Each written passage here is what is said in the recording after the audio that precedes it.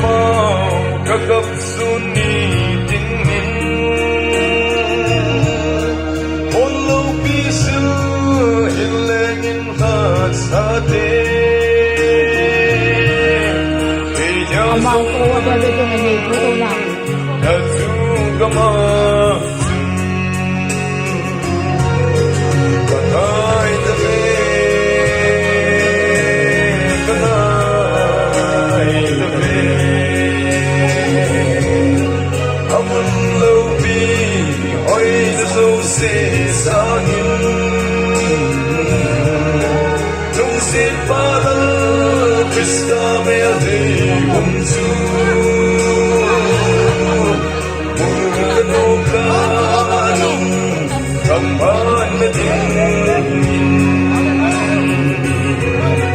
Ahoy na say solo come to Isanin hong tay sa len magang Hagam to gam dong sa holding lang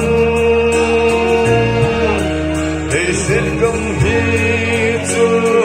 hitay nahi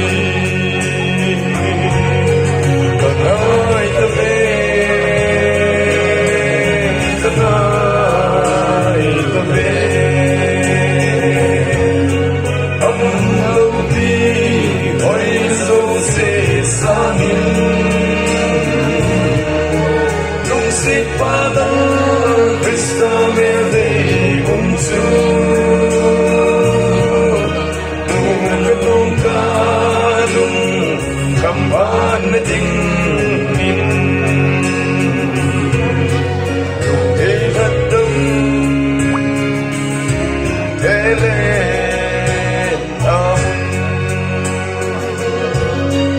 Nung telo ka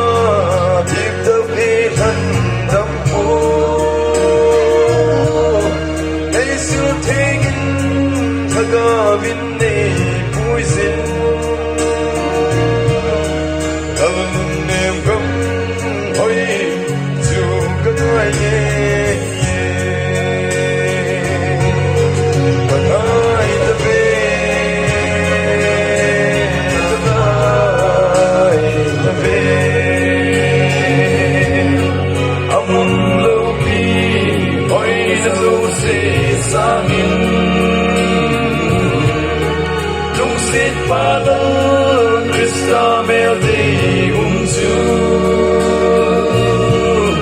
Nung katong kanong kampan na tingin Ahoy na say solo come to Isan hong tay sa len hagam Hagam to gam nong to holding lang Isin gam hito hitay ngahi Kanay tabi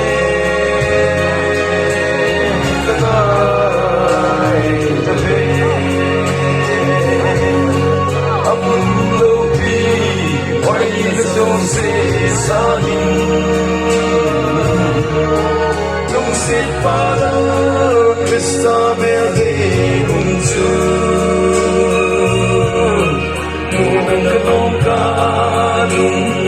kampan na